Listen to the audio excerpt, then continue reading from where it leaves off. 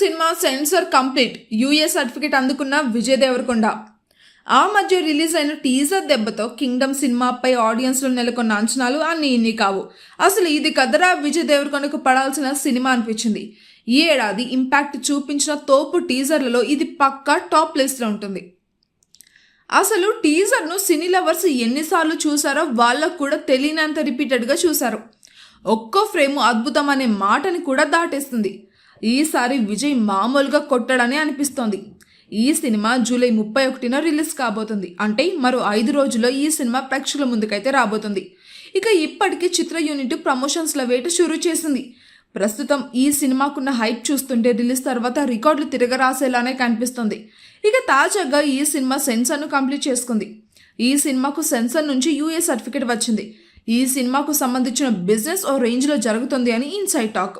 ఇక 2 తెలుగు రాష్ట్రాలలో కలిపి దాదాపు 100 కోట్లకి పైగా ప్రీ బిజినెస్ జరగబోతుంది అని తెలుస్తుంది.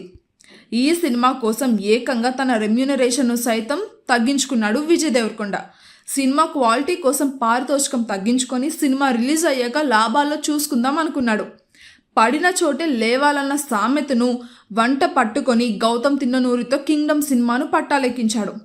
ఈసారి ఎలాగైనా సరే పాన్ ఇండియా రేంజ్లో హిట్ కొట్టాలని కసితో ఉన్నాడు. ఇక ఈ దెబ్బతో రికార్డులన్నీ విజయ్ దేవరకొండ పండబెడతాడు అనే కాన్ఫిడెంట్ ఆడియన్స్కి అయితే వచ్చేసింది. పైగా జెర్సీ తర్వాత గౌతమ్ చేస్తున్న సినిమా కావడంతో ఆడియన్స్లో మంచి తిరుగులేని అంచనాలు ఉన్నాయనే చెప్పాలి. ఇక గ్యాంగ్ షాప్ బ్యాక్ డ్రాప్లో ఈ సినిమా కథ అయితే సాగుతుంది. సితారా ఎంటర్టైన్మెంట్స్ ఫార్చ్యూన్ 4 సినిమా బ్యానర్ పైన సూర్యదేవర నాగవంశీ, సాయి సౌజన్య నిర్మిస్తున్న ఈ సినిమాకు గౌతమ్ తిన్ననూరి దర్శకత్వం వహిస్తున్నారు. అనిరుద్ధ్ రవిచంద్రన్ సంగీతం అందించగా గిరీష్ రంగనాథన్, జోమెన్ టీ జాన్ సినిమాటోగ్రాఫర్లుగా పనిచేస్తున్నారు. కింగ్డమ్ ఒక స్పై యాక్షన్ డ్రామా.